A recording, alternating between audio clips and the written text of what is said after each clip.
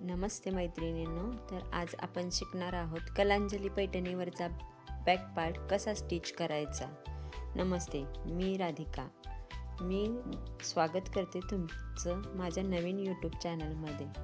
तर पहा मैत्रिणींनो, मी बॅक पार्टची रुंदी, गळ्याची रुंदी 2.25 इंचावरती व लांबी 10 इंचावरती घेतली व मध्ये टक्स मारून घेतला. 9 इंचाची छाती असल्यामुळे 36 साईज छाती असल्यामुळे साईडून कपडा पुरत नव्हता, त्यामुळे मी जॉईंट देऊन घेतले. ज्या मैत्रिणींनी कलांजली पैठणीवरचा ब्लाऊज शिवला आहे त्यांच्याबरोबर हा प्रॉब्लेम झाला आहे का, नक्की मला कमेंटमध्ये सांगा. व्हिडिओ दाखवल्याप्रमाणे दोन्ही साईडला मी 2-2 इंच असे कापड एक्स्ट्रा जॉईंट करून घेतले.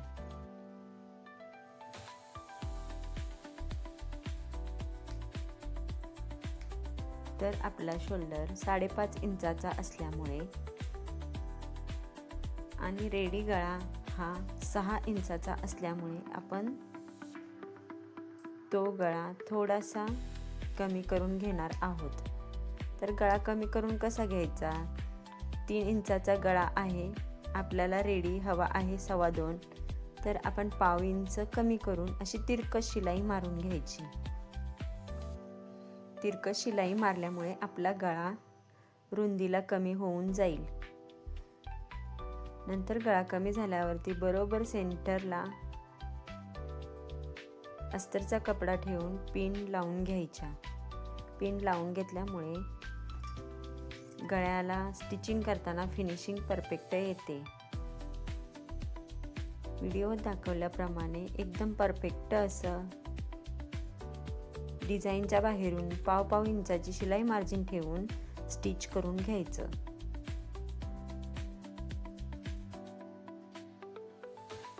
कंप्लीट स्टिच करून झाल्यानंतर 0.5 इंच शिलाई मार्जिन ठेवून एक्स्ट्राचा कपडा व्हिडिओ दाखवल्याप्रमाणे कट करून घ्यायचा. कट झाल्यानंतर छोटे छोटे कट्स करून द्यायचे, जेणेकरून गळा फिनिशिंगमध्ये पलटी होऊन जातो. तर मैत्रिणींनो, गळा संपूर्ण तयार झाल्यानंतर तुम्ही मला नक्की कमेंटमध्ये सांगा की कलांजली पैठणीवरचा ब्लाऊज शिवताना कोणाकोणाला प्रॉब्लेम व कोणता प्रॉब्लेम येतो. कारण कलांजली पैठणीवरचा ब्लाऊज शिवताना वर्क हा बॅक साईडच्या बाजूला स्लीवचा वर्क दिलेला असतो, त्यामुळे कपडा कमी पडतो. तर मी व्हिडिओ दाखवल्याप्रमाणे फिटिंग साईडला जॉईंट देऊन घ्यायचा, त्यामुळे आपल्याला काहीही प्रॉब्लेम येणार नाही. अशा पद्धतीने फिनिशिंगमध्ये गळा जॉईंट करून घेतला. नंतर मेन फॅब्रिकला अस्तरचा कपडा पूर्णपणे फिनिशिंगमध्ये अटॅच करून घ्यायचा व्हिडिओत दाखवल्याप्रमाणे. तर मैत्रिणींनो, माझा नवीन यूट्यूब चॅनल आहे, तर तुम्ही त्या चॅनलवरती मला सपोर्ट करा व नवनवीन व्हिडिओ पाहण्यासाठी लाईक, शेअर आणि सबस्क्राईब करा.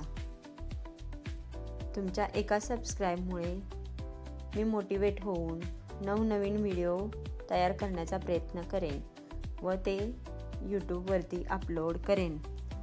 तर प्लीज सबस्क्राईब करत जा. अशा पद्धतीने मेन फॅब्रिकला अस्तर जॉईंट करून एक्स्ट्राचा उरलेला कपडा फिनिशिंगमध्ये कट करून घ्यायचा. अगदी व्हिडिओ दाखवल्याप्रमाणे कट करून घ्यायचा. अशा पद्धतीने बॅक पार्ट रेडी झाला आहे. तर बॅक पार्टला आपण बरोबर मधोमध टक्स घ्यायचे व कमरपट्टी जोडून घ्यायची. कमरपट्टी जोडण्या अगोदर आपण सेंटरला 2 टक्स मारून घ्यायचे. व्हिडिओ दाखवल्याप्रमाणे शोल्डरचा सेंटर काढून टक्स मारून घ्यायचा. अर्धा इंचाचा तिरकस असा टक्स मारायचा. तर मैत्रिणींनो, टक्स मारल्यानंतर थोडासा कपडा खाली येतो, तर तो तिरकस लाईन मारून पाव इंच ते अर्धा इंच असा कटिंग करून एका लाईनमध्ये फिनिशिंग देऊन घ्यायची. अशा पद्धतीने केल्यामुळे काखेत किंवा मुंड्यामध्ये झोळ किंवा फुगा येत नाही. अगदी व्हिडिओ दाखवल्याप्रमाणे मैत्रिणींनो फिनिशिंग देत बॅक पार्ट स्ट्रेट कट करून घ्यायचा. नंतर कमरपट्टी जॉईंट करायला घ्यायची. कमरपट्टी जॉईंट करत असताना कुठेही ओढायची ताणायची नाही. दाब शिलाई देत फिनिशिंगमध्ये कमरपट्टी पलटून घ्यायची, अगदी व्हिडिओ दाखवल्याप्रमाणे. तर मैत्रिणींनो, माझा व्हिडिओ तुम्हाला कसा वाटला हेही नक्की कमेंटमध्ये सांगत जा. आणि प्रत्येक डिझाईन न स्किप करता पाहिली तर तुम्हाला नक्की समजून जाईल. तर या डिझाईनवरती मी काठाची सुंदर असा पॅचवर्क केला आहे. पॅचवर्क करण्यासाठी 2 इंच वरती 1.5 इंच खालती अशी लाईन आखून आपण क्रॉस पट्टीला जसा शेप देतो ना, तशी डिझाईनला शेप द्यायचा व तो काठावर जॉईंट करून पलटी मारून घ्यायचा. सर्वप्रथम काठ जॉईंट करून घ्यायचे.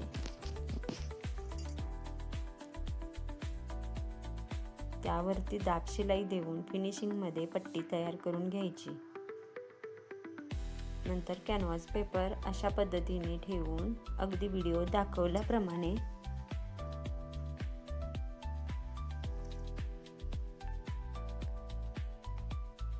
कॅनव्हास फॅब्रिकच्या पट्टीवरती अटॅच करून घ्यायचा.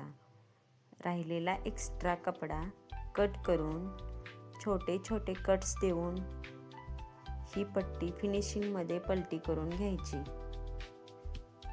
अगदी व्हिडिओ दाखवल्याप्रमाणे.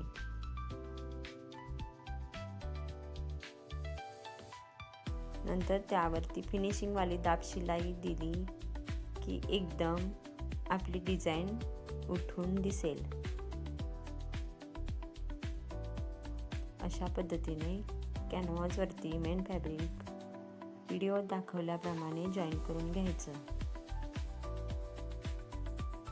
खाली शिल्लक राहिलेला कपडा अगदी कॅनव्हासच्या लाईनमध्ये फोल्ड करून घ्यायचा. एक्स्ट्रा झालेला कपडा कट करून टाकायचा. त्यामुळे आपली पट्टी फिनिशिंगमध्ये दिसेल.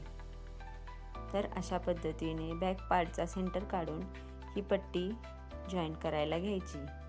पट्टी जॉईन करत असताना पिनअप करायचे व खालच्या साईडने पूर्ण शिलाई मारून घ्यायची.